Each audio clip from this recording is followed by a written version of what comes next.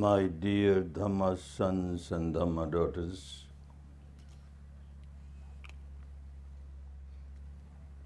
every day of this Vipassana is an important day. Today it is especially important because it will be one day meditation course. And around the world, our students, our centers are all informed. Some may also have one-day course, but at least tonight when we have met under the sacred Bodhi tree, everyone around the world, as far as possible, will be meditating with us and giving metta. The program has been very tight. This evening, this afternoon, there will be discourse in Hindi. Originally, I thought that I may give the discourse in both the languages, but now I find it will not be possible. So now a few words in English, so that you may not remain disappointed when you hear only a Hindi discourse. The main theme of the afternoon discourse will be that very unfortunately, not only the country of origin, India, but many other countries where people are devotees of Buddha, I feel that they have not understood Buddha. Unfortunately, Buddha is taken as a founder of a particular religion. Understand it is totally wrong. All Vipassana meditators understand. Buddha was never a founder of any religion. He never taught any religion. When you talk of religion, then all the rites and rituals and ceremonies and celebrations are involved. Philosophical beliefs, that belief, all those are involved. This is how a religion gets composed, where the priest has got a very important part to play. He becomes like a savior for the society. He is a middleman for the God Almighty and the society. This exploitation by the priests, not that all the priests are like that, but generally, this exploitation by the priest was totally prohibited by this unenlightened person. One should be very careful. If you start calling that he taught a religion, he founded a religion, then we are degrading his teachings. For me, he was a great scientist, super scientist of the spiritual field, super scientist who discovered the truth about the interaction of mind and matter, how the matter keeps on influencing the mind, and how in return the mind keeps on influencing the body. And people remain ignorant as to what is happening deep inside. They work with a very small part of the mind, which is said paritta chitta, very small part of the mind, where all sorts of thoughts are going on, emotions are going on, but at the deeper level, what is happening at the deeper level? People remain totally ignorant of that.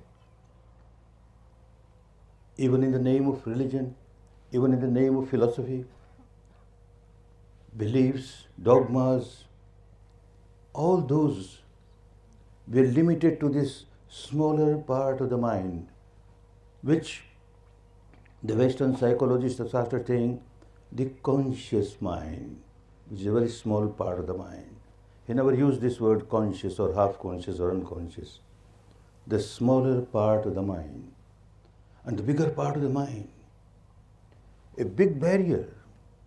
What is happening deep inside? This smaller part of the mind, we can say the intellect, does not know at all.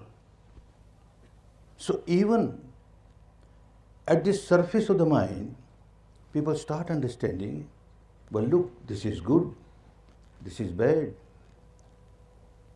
We must live the life which is a good life. We must abstain the life which is a bad life. They understand. There had been teachers in this country and in the world before Buddha and after Buddha. Nobody could go to the depth of the mind. What is happening at the root level? Even if the surface of the mind is purified, the intellect is purified, it is good. Nobody can deny that it is wrong. It is good. At least the intellect is purified. At the intellect level, one does not generate any mental thought which is unwholesome. Very good. Deep inside, there lies a behavior pattern. Constantly, this mad behavior pattern is constantly generating craving, aversion, which you call tanha, trishna, constantly, day and night. And this behavior pattern gets strengthened from day to day, from life to life. It becomes stronger and stronger. One is not liberated so long as one is working only on the surface of the mind. A great scientist, he discovered what is happening deep inside and how everyone can learn the technique and go to the depth of the mind and see what is happening. What's happening? How constantly craving is generated, aversion is generated, and of course ignorance is there. So raga, dvesha, and then the ignorance, the moha, continuous working under this tree. This is what he found out. A wonderful discovery.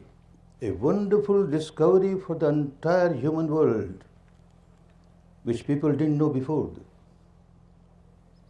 All the teachers of this country, before Buddha, at the time of Buddha, and even after Buddha, everyone was teaching that don't get indulged. Don't get indulged in the sensual objects. You come across the shape, the form, and it comes in contact with the eyes. A sound comes in contact with the ear. A smell comes in contact with the nose. A taste comes in contact with the tongue. Something tangible comes in contact with the body. A thought comes into contact with the mind. And the teaching, which was very common, don't get indulged. That means don't start liking something. These outside objects, sensual objects, if you like, you start generating craving. That means bondage. You don't like it, you start generating aversion. Again bondage. This was the first great scientist of the world, a super scientist. And he says, no, you are not reacting to these outside objects. It appears to be so. This is an apparent truth. It appears that I am reacting to things outside. But actually, there is a missing link. And that link was found out by this great scientist. Any outside object comes in contact with the sense door. There is bound to be a sensation in the body. These 6 sense doors, It is not that because of six sense doors and the respective objects that you generate craving and aversion. No. When the outside objects come in contact with the sense door, there is a sensation in the body. That sensation can be pleasant, can be unpleasant, according to the valuation that you have given to this outside object. And when you feel that sensation, if the sensation is pleasant, then you start reacting, craving. If the sensation is unpleasant, then you start reacting, aversion. The source was missing. People never knew where the craving arises, where the aversion arises, and when you don't know the source, when you don't know the root of it, how can you eradicate your habit pattern of coming out of craving and aversion? A great discovery. When he said Salayatan Pachaya Phasya, these six sense doors, they come in contact with six objects, respective objects. There is a contact, Phasya. And then he said Phasya Pachaya Vedana. As soon as there is a contact, there is a sensation in the body. And then he says Vedana Pachaya Tanaha. Craving and aversion arises only after one has felt the sensations on the body. Of course, all this happens so quickly, so rapidly. Yet, one has to go to the depth of that reality. A wonderful discovery by a wonderful scientist. And by that, because he found out the real cause, when he said, the misery is all around, the birth is misery, old age is misery, sickness is misery, death is misery, getting disassociated with the dear ones is a misery, getting associated with the undear ones is a misery, things happening against one's wishes, things do not happen according to the wishes is a misery.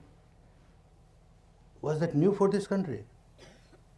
This was already a developed country. There were so many religious leaders, spiritual leaders. He explains that true. But then he goes, Sankhyattena pancha upadan khanda dukkha. When you go to the depth of it, then you will find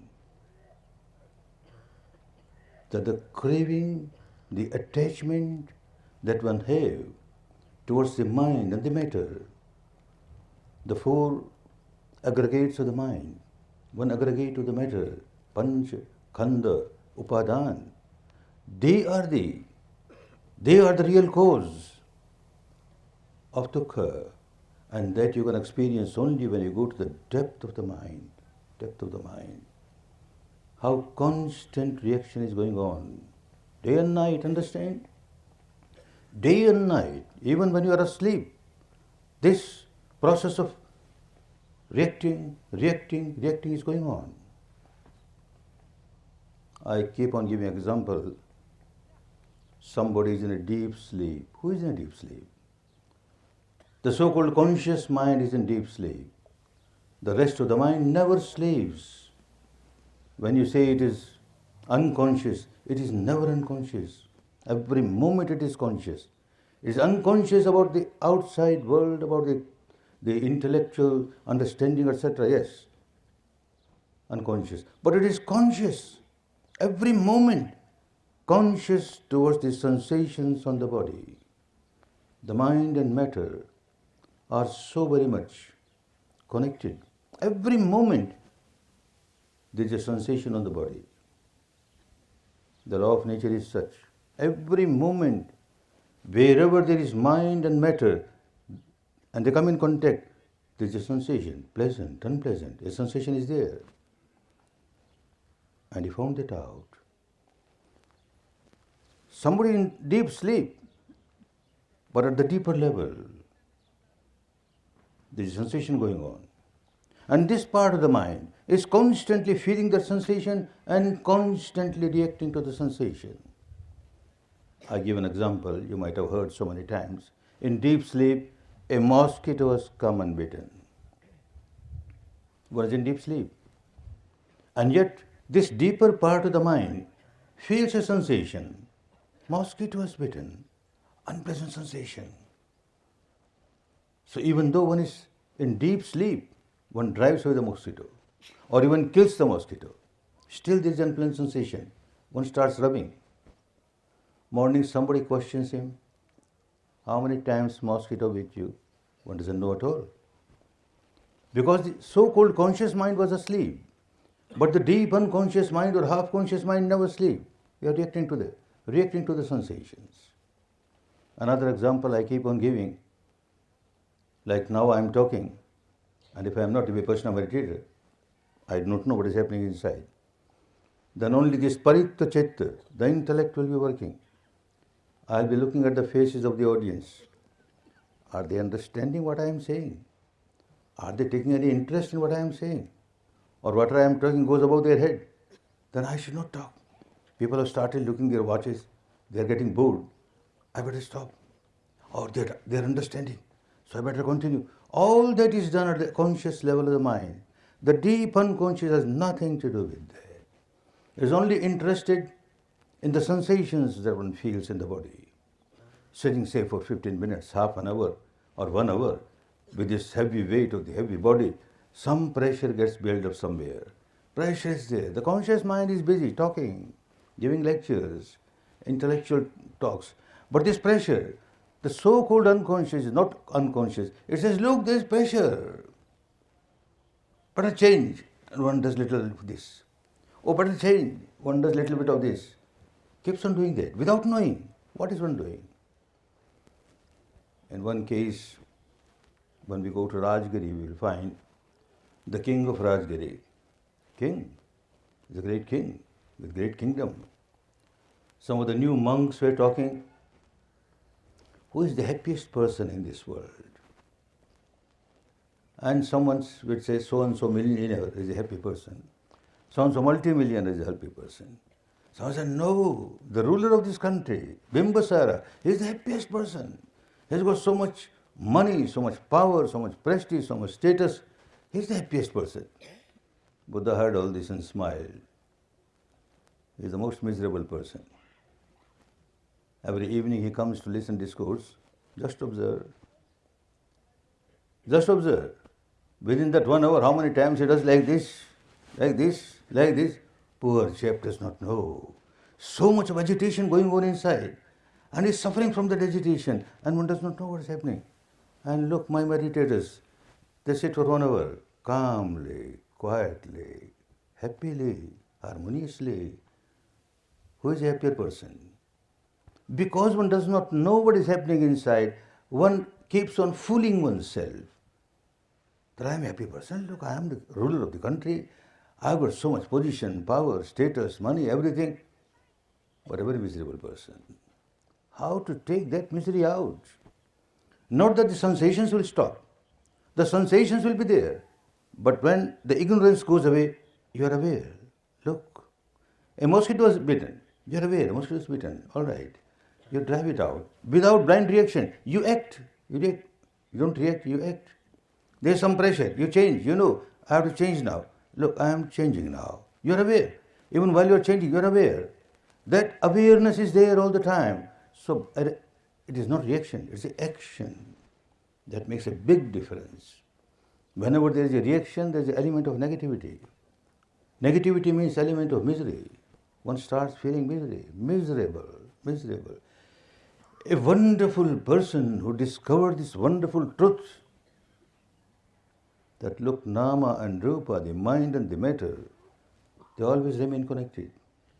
And because of that, sensations keep on arising, which may be pleasant, which may be unpleasant, which may be neutral.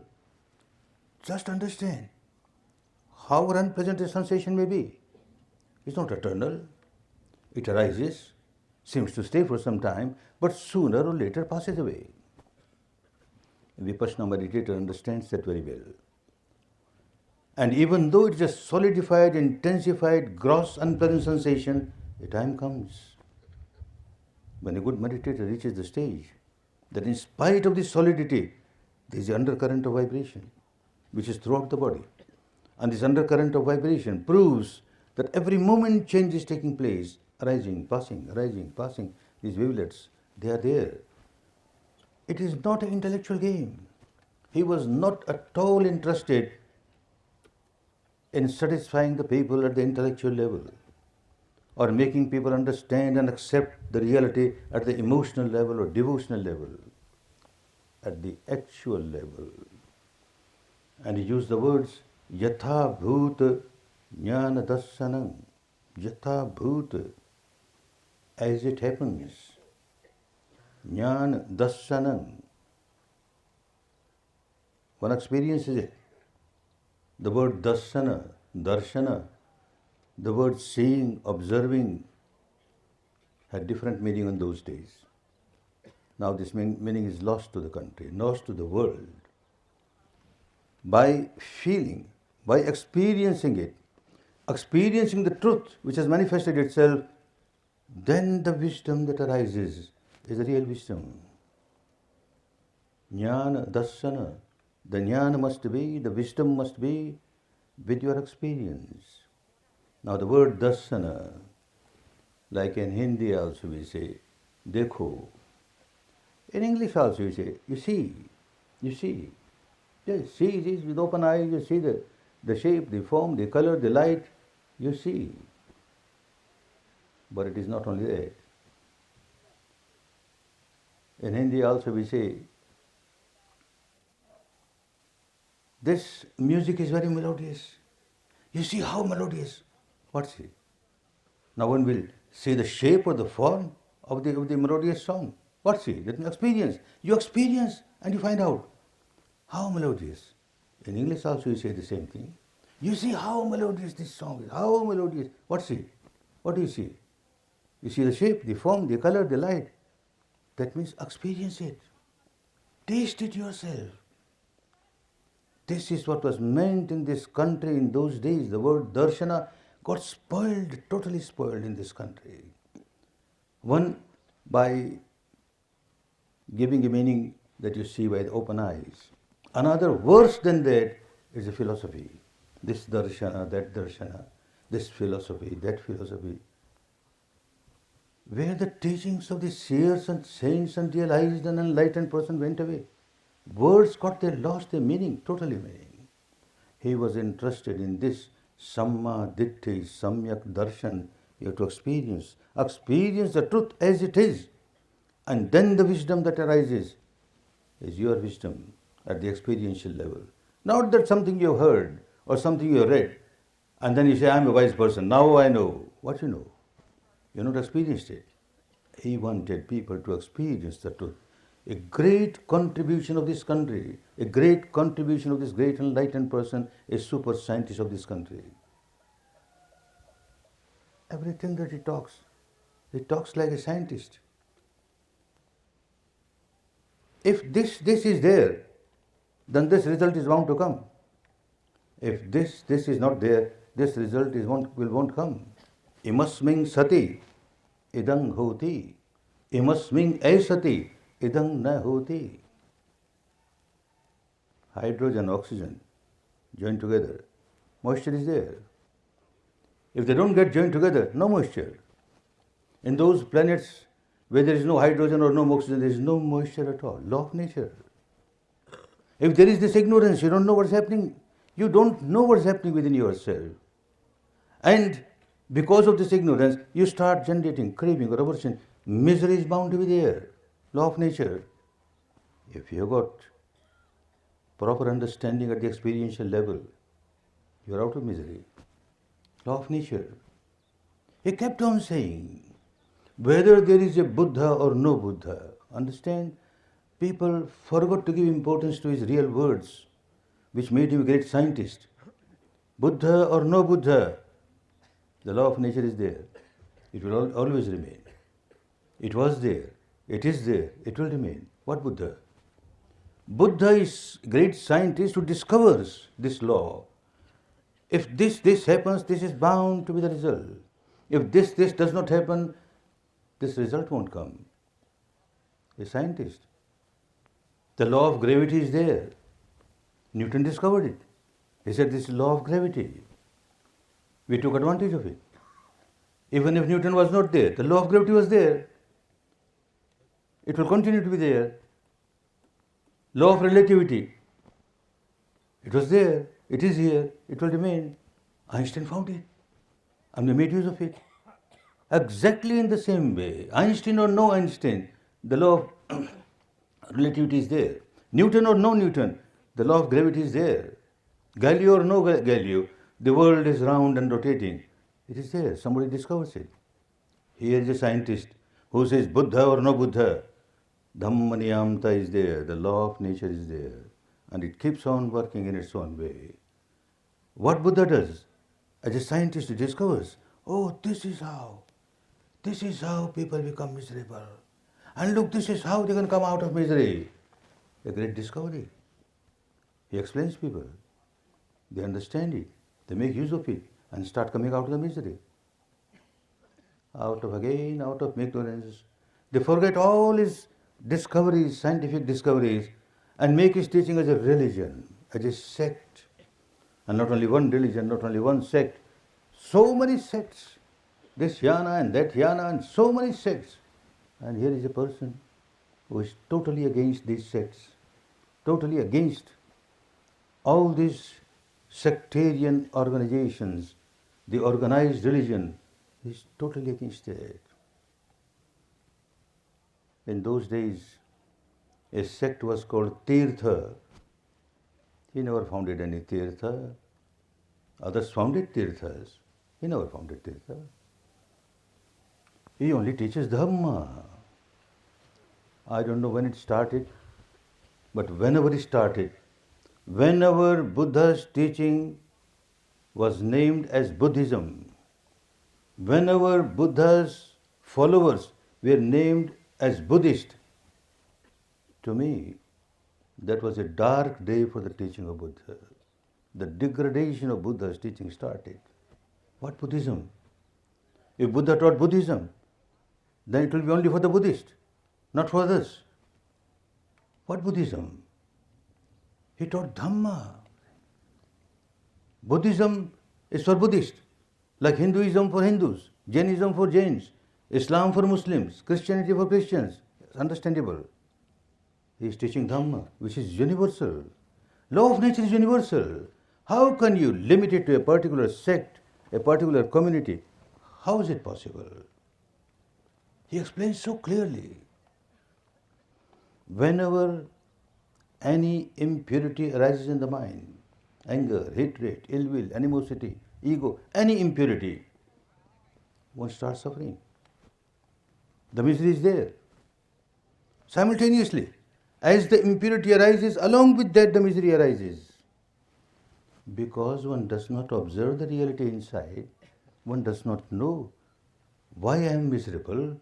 One keeps on finding fault outside. I am miserable because so-and-so said like this. I am miserable because so-and-so did like this. So the cause of my misery lies outside. The whole life, I keep on using all my energy to rectify things outside, rectify people outside, because I never understand. The entire 100% cause of my misery lies inside. In the same way, 100% cause of my peace and harmony lies inside. I am responsible. The moment one starts observing the truth inside, whatever happened outside, because I started generating some defilement in the mind, I became miserable. If I had not generated defilement, I was a happy person. I don't care. This is the problem of the person. Somebody is insulting me. This is the problem of this person, not my problem. Why is he insulting? Because he's full of anger, full of hatred. And when he generates anger and hatred, a miserable person, a sick person, his problem, what best I can do is help him to come out of that misery. He's burning already. And I throw more petrol on him so that it burns more. Oh no, he needs some cold water so that the fire gets extinguished. But if I don't understand, look, this fellow is insulting me, I start insulting in response, I also become a miserable person. He is a miserable person, I am a miserable person. You are insulting me to make me miserable. All right, I will remain miserable. Hundreds of times I'll become miserable. I'll keep on thinking, oh, he insulted me like this, he insulted me like this, he insulted me. What am I doing? Without understanding. This was the enlightenment of this person. You're harming yourself. What you're doing? Every moment you keep on generating some impurity or the other, and every moment you make yourself miserable, miserable. What sort of life you're living? Mere intellectual understanding will not help. When people start realizing, look, I become miserable. And look, what's the reason? The reason is I generated some defilement. I am miserable because I generated some defilement.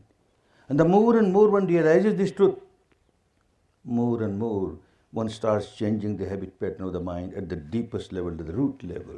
This is how one comes out of misery. Otherwise not. You can divert your attention. When you are miserable, start thinking of something else, have some prayers, have some chanting, have something which will divert your attention. Deep inside, the deeper part of the mind still keeps on reacting, keeps on reacting. How do you come out of misery? Escape is no solution. He says escape is no solution. You have to face the reality. And the reality is that you are miserable not because of outside happenings. You are miserable because you started generating impurity within yourself. You are responsible for your misery. Wonderful discovery, which nobody knew. Before Buddha, nobody talked even in this language. And unfortunately, in this country and in the world, people stopped talking like that because they missed the real teaching of Buddha. There were teachers in this country before Buddha, at the time of Buddha, after Buddha, who gave these sermons, wonderful sermons, live a moral life. That means don't act any unwholesome action. Don't perform any unwholesome action. What is unwholesome action? At the physical or vocal level, don't do anything which will disturb the peace and harmony of others. This is morality. This is Shila. Wonderful. The teaching was there. This was not something new that was given by Buddha. Don't harm anybody. Don't hurt anybody. Live a moral life. And moral life means don't kill, don't steal, don't have sexual misconduct, don't speak harsh words, don't lie, false words, don't speak false words. These are the moralities. The teaching was there. But here is a scientist who says whenever you perform any vocal or physical action which harms others, before harming others, you have started harming yourself. You can't harm anybody unless you have first harmed yourself. These words, they started ringing in my ears when I first went to Vipassana. I came from a very staunch, conservative Hindu family. I am not sorry for that. I am very glad that I got the training, at least spiritual training was there, which brought me towards the path. Good. In Dhamma, never condemn anybody. Take whatever is good from them. So this teaching was there. Live a moral life, Shila, Sadachara. But when Buddha says, Pubbe hanati attanang, pacha hanati sopare. First you harm yourself. First you kill yourself. First you kill the peace and harmony of yourself. Then only you kill others. You kill the peace and harmony of others. This is not just Buddha says so, one has to accept it. In Buddha's teaching, no blind faith, no blind belief.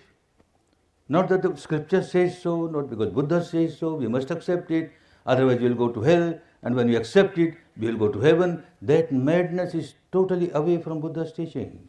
Yatha bhuta jnana darshanam. See, when you kill somebody, why we say don't kill? When you kill somebody, how can you kill somebody? Unless you generate tremendous amount of anger, hatred, ill will, animosity, then only you kill somebody. And as soon as you generate anger, hatred, ill will, animosity, you are the first victim. You become miserable. miserable. You start harming yourself. Then only you harm others. You steal something which does not belong to you, somebody else's. Before you steal, you have to generate tremendous amount of greed, craving. And if you notice inside, you will notice, as soon as I generate greed, I lose the balance of my mind. I lose the peace of my mind. I started harming myself. Commit sexual misconduct, rape, or things like that. Well, you generate tremendous amount of lust, passion, and if you see inside, you lost the balance of your mind. You are a miserable person. You try to deceive others by speaking lies or speak some harsh words. Just say inside, you lost the balance of your mind. You are a miserable person. Buddha does not give mere sermons. He teaches people, experience the truth, experience the law, which is applicable on everybody. What Buddhism about it? On everybody. And realizing it, come out of your mad habits. Come out of your unwholesome actions. Because by every unwholesome action, you first harm yourself and then only you harm others. A wonderful discovery for the human society. Unfortunately, it got lost. When there are mere rites and rituals and ceremonies and beliefs and dogmas and cult, the teaching of Buddha goes away somewhere. Or if it is only recitation, keep on reciting, without understanding what we are reciting. And even if you understand what we are reciting at the intellectual level, without experiencing what the truth is, what benefit we get from Buddha's teaching? Buddha's teaching remains Buddha's teaching only when people start experiencing the truth within themselves, yatha bhuta, as it is. Then the habit pattern starts changing. And then you are coming out of not only your impurities, you are coming out along with that with your misery. You are getting liberated from the misery. This is what he realized under this tree. This is what he realized. And this is what he taught. Large number of people in this country, and mostly understand, intellectuals of this country. The Brahmins are the most intellectual, even those days, later on also, because from the childhood they get education. Intellectuals, good, but intellectuals, the wisdom inside was missing. They started coming to him. The first 5 disciples were all Brahmins, educated Brahmins. And then later on also so many Brahmins, all educated Brahmins came to him. Intellectuals, they started understanding. He's talking sense. His talk is not nonsense, it is sense, it makes sense. It gives result, here and now. He was not interested in the result that you get after the life. Yes, after the life also you get good result. He never denied it. What you get now? You don't get anything now. And you expect something to happen after death. That is not Buddha's teaching. Akaliko. You must get the benefit here and now. If you don't get benefit here and now, and you keep on expecting that after death I will get this heaven or that heaven, you are a mad person, ignorant person. You will never get anything. If you start getting here and now the benefit of Dhamma, the benefit of your practicing Dhamma, you are coming out of your misery, you are coming out of your impurities, you are getting benefit here and now. Certainly after death also you will get good benefit. So clearly he explains. Ida tappati, pecha tappati, papakari ubhayatha tappati. One who performs unwholesome actions, sinful actions, suffers here and suffers later on also, after death also. One starts realizing, look, I'm suffering. I'm suffering because of these wrong actions. One starts changing the behavior pattern. Then, idhanandate, pechanandate, katapunyo, ubhayathanandate. He starts performing wholesome actions. Now, no more unwholesome action. He has realized nobody wants to harm oneself. Out of ignorance, one keeps on harming oneself. Now one realizes, not only I am helping others, I am not obliging the society by living a moral life. Well, apparently it is true. I am living a moral life, so I am not harming others. But the real point is, the real truth is that I am not harming myself. To save myself from all the agony, I am living a good life. And once you start living a good life, that means you generated love, compassion, goodwill, instead of aversion, hatred, ill will. And the law of nature is such. The moment you start generating love, compassion, goodwill, the nature starts rewarding you. When you generate aversion, hatred, ill will, negativity, the nature starts punishing you then and there, akaliko, not after death. After death also you will get. Because the same behavior pattern goes after death also. You will be suffering, suffering, suffering for so many lives in future because you made this kind of behavior pattern. Similarly, when you change your behavior pattern, you generate love, compassion, you get reward here and now. You generate metta, karuna, love, compassion. And if you are a good vipassana meditator, you see so much of peace, so much of harmony. I generate goodwill for others. I want people to be happy. But look, I am becoming happy. I am becoming peaceful. I am becoming harmonious. The nature is such, the law of nature is such. Before you harm others, you get harmed yourself. Before you help others, you get helped yourself. This law was invented, was found out. Law was found out by this enlightened person. I call him the great super scientist of the spiritual world. If you miss his teaching, we are responsible. He is not responsible. He explained it so clearly, every word. If people go through that, if you practice vipassana, and you go through the words of Buddha, every word becomes so clear. Oh, this is what he meant. This is what he meant. And people have been interpreting in different ways. This is actually what he meant. It becomes so clear, so clear. The first gatha of Dhammapad, Mano Puvangama Dhamma, Mano Settha Manomaya, Manasa che paduttena bhasati va karoti va tato nang dukkhaman veti chakkang vehtopadam. It's not just a statement. It's a law of nature which is explaining. The mind matters most. Everything first arises in the mind. And then only a physical action is taken or a vocal action is taken. Everything is the product of the mind. And with the mind, which is unwholesome, any action, physical or vocal, that you take, with an unwholesome mind, misery has started. And this misery keeps on following you, like the wheel of the cart keeps on following the bullock, which is yoked to that cart. Because the wheel is yoked to that cart, to that bullock, wherever it goes, the wheel is there. Year after year, life after life, misery is there. Why? Somebody should have questioned him. Why? But it was so clear. Why you generate impurity in the mind? One thing you are not ignorant, you are ignorant, you don't know what you are doing. Another thing, you reacted to something. Something unpleasant, an unpleasant sensation arises in the body, and you reacted with aversion.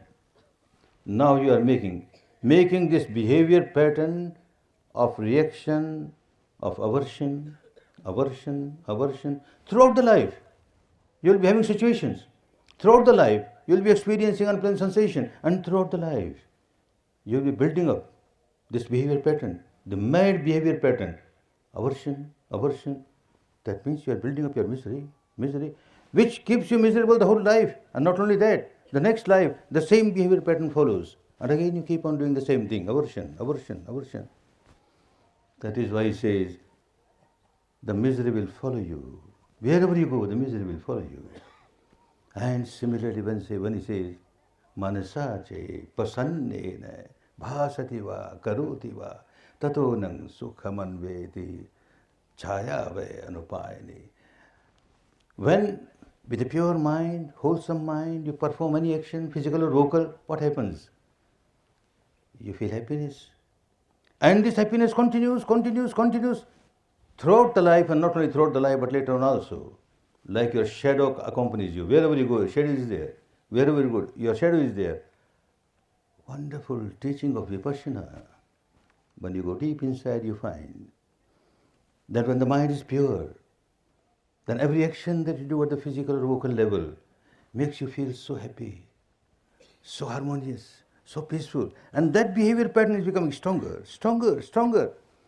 More and more you generate this wholesome mind, the wholesome actions of the mind, you are becoming happier and happier and happier. This happiness follows you like your shadow. This life, next life, all the life that are there, you are a happy person. This is not something just to be recited. Keeps on reciting the words of Buddha and you will get liberated. Such madness should not be there with the Vipassana meditators. Every word of Buddha has got meaning, and that meaning must be realized at the experiential level. Then only you are real followers of Buddha. I say it is very easy to become devoted to Buddha. Devotion of Buddha, very easy. Like you have devotion towards Christ, your devotion towards Prophet Muhammad, devotion towards Rama or Krishna, wonderful. A devotion gives its own benefit. But you are not a follower of Buddha. There are two different things. A devotee of Buddha and a follower of Buddha. A follower of the Buddha has to practice the truth within oneself and keep on changing the behavior pattern. Then you are a real follower of Buddha. A great scientist who gave us the path, not to accept it at the blind faith level, at the experiential level, and you start getting benefit of it. You start getting liberated. When we come to a wonderful place like this, the vibrations are still there. Was such an enlightened person, he meditated and he got this wonderful truth, realized this wonderful truth. The atmosphere of the entire atmosphere, the vibration of the entire atmosphere gets purified. We are now meditating only for 1 hour or so every evening. There was time when I started teaching Vipassana. Number of courses were given in this place, in the Samanvaya Ashram or in Burmese Vihara. And people knew what benefit they got. Coming to a course, even 5 or 10 courses, they won't get that much benefit as they get benefit in one course in this place. And that is one reason why we want a good meditation center to come up here, because of the vibration, not a blind faith. When you meditate, you start feeling. As you start meditating, the entire body gets vibrating. Anicca, anicca, anicca. Your progress becomes so rapid. You reach the goal so rapidly. That is why this pilgrimage, not a rite, not a ritual, not a ceremony. Don't take it that way. That you are going to all the 4 places that Buddha said, and as soon as you visit them, you are liberated. No more life, no more death. Meaningless. That madness should never come to a Vipassana meditator. Let that remain with people who are happy with that. Let them remain with them. No Vipassana meditator should have such blind belief. You get benefit by going to these places when you really meditate. And you get a wonderful vibration. You get a vibration of metta, karuna, love, compassion of that enlightened person, which are still there in the vibration, in the atmosphere. You get benefit. And you remember, oh, this is what he taught. And this is what I am practicing. This is the benefit you are going to get. Wonderful benefit. And then, one important thing, now especially this this earthquake in one part of India, large number of people suffered. So many have died. Those who have not died also are suffering. Big catastrophe, naturally suffering. We share our merits with them. We share our peace and harmony with them. Our goodwill is for them. There is another reason why this pilgrimage is beneficial to us and also will be beneficial to others. All those who are suffering. Now we've got 3 centers there in that area. In Bada, in Ahmedabad, in Kota, in Rajkot. There we have got facilities only 100, 150. Now, because so many people are suffering there, if possible, and it will be possible with the help of so many students, we will start courses for 1,000 persons. We don't have that many facilities there. There will be tents where people will live. There will be such shamiyanas, pandals, where people will meditate. There will be the kitchen and the dining hall, all in such tents. Doesn't matter. People will get the real teaching of Buddha. Not that we are interested in making people Buddhist, nothing doing. We are going to make people happy, peaceful, harmonious. Buddha never made anybody Buddhist. Who are we to make Buddhist? All his teaching, he used the word Dhamma. And everyone who followed him, he called Dhammiko, that means Dharmic, Dhammatto, Dharmist, Dhammachari, Dhammavihari. These are the words. We don't find the word Bodhi, that means Buddhist or Buddhism. We don't find an entire teaching. Up to 500 years in this country, nobody used this word Bodhi. I don't know how it started. Who started it? Maybe somebody started only out of ignorance. Or maybe somebody started just to give a wrong impression about Buddha's teaching. I don't know. We don't blame anybody. But I say that if Buddha's teaching remained as Dhamma, it would have been much better for the people who followed. So at least now, for those who are students of Vipassana and those who understand the teaching according to their own experience, don't think that you are getting converted to Buddhism. You are getting converted to Dhamma. You are getting converted to the law of nature. You are getting converted to morality, to live a good life, peaceful life, harmonious life, good for you and good for others. Always keep that in mind. Don't make it a sect, otherwise you are losing the real teaching of Buddha. Come out of that thought, sectarian thought, universal. Buddha's teaching is non-sectarian, universal. When impurity arises in the mind, the nature does not say that well, this person calls himself a Hindu or a Muslim or a Buddhist or a Christian. This person has to suffer. Whether this person is a Brahmin or a Shudra, one has to suffer. Black or white, one has to suffer. Law of nature is law of nature. One is out of these impurities. One has got only wholesome, wholesome mind. One is bound to get peace and harmony. The nature will not see whether this person calls himself a Buddhist or a Hindu or a Christian or a Brahmin or so. Nothing doing. The law of nature is universal. It is for all. And Buddha taught the law of nature, the Dhamma. Keep that in mind. Whenever you are progressing on the path of the teaching of Buddha, never make it a sect. Don't allow it to become a sect. He was not sectarian. He was not interested in any sect. He was teaching universal Dhamma. Let his teaching be stronger and stronger. Good for you and good for others. Beneficial for you and beneficial for others. May the entire humanity, entire world understand the real teaching of Buddha and follow it for their own good, for their own benefit, and for the good and benefit of others. May all live a peaceful life, a harmonious life, a Dhammic life. Bhavat Sarva Mangalam. Bhavat Sarva Mangalam.